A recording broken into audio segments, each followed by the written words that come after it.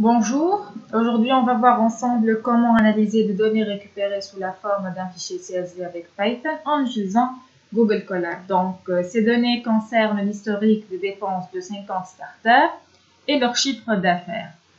Pour éclaircir l'idée de startups, ce sont de jeunes entreprises novatrices dans le secteur des nouvelles technologies. Donc tout d'abord on ouvre Google Colab.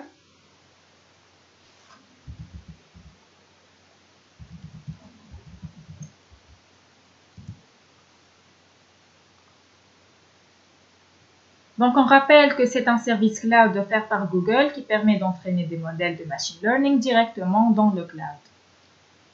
On crée un nouveau notebook.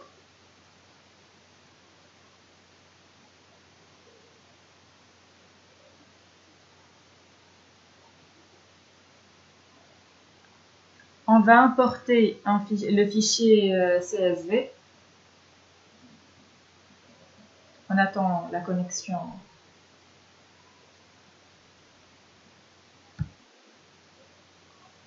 Donc voilà, on va insérer le fichier dans Sample Data. J'ai déjà téléchargé le fichier, le voilà, et on le met ici.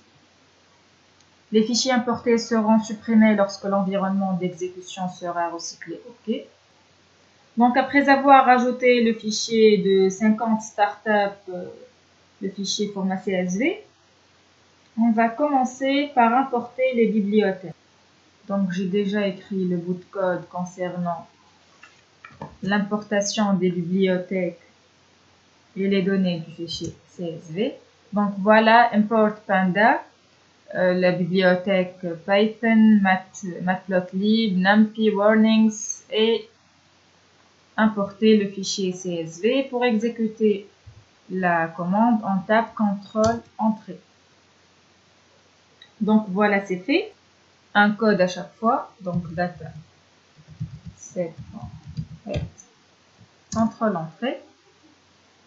Donc ça nous affiche un échantillon de données de 5 lignes. Et si on veut voir la dimension du fichier, on tape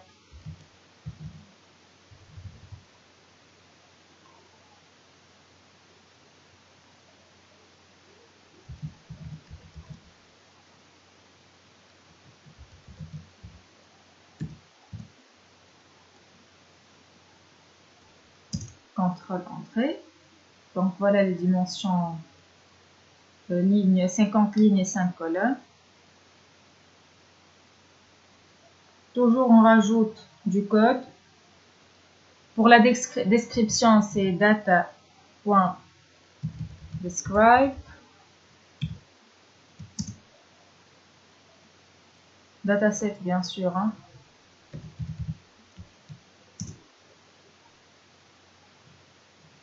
Donc voilà, c'est avec plus de détails.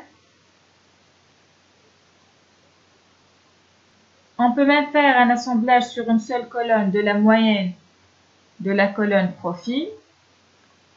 Donc voilà la commande adéquate.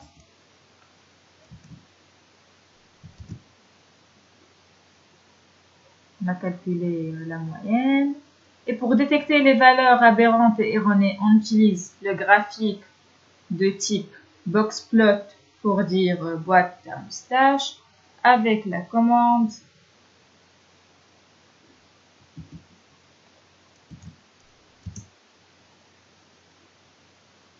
voilà le graphique, le boxplot, le fameux boxplot.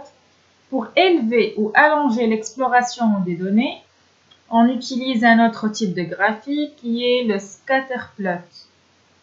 Toujours on rajoute du code, le scatterplot. Voilà la commande qui convient.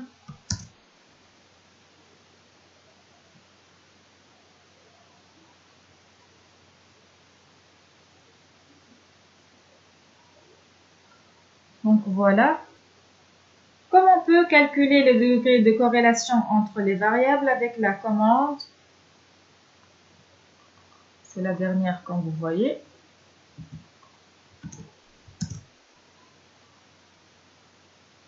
le degré de corrélation. Ici, on remarque que la relation linéaire entre les variables est forte par rapport aux autres. Par exemple ici. Donc voilà pour cet atelier et à la prochaine.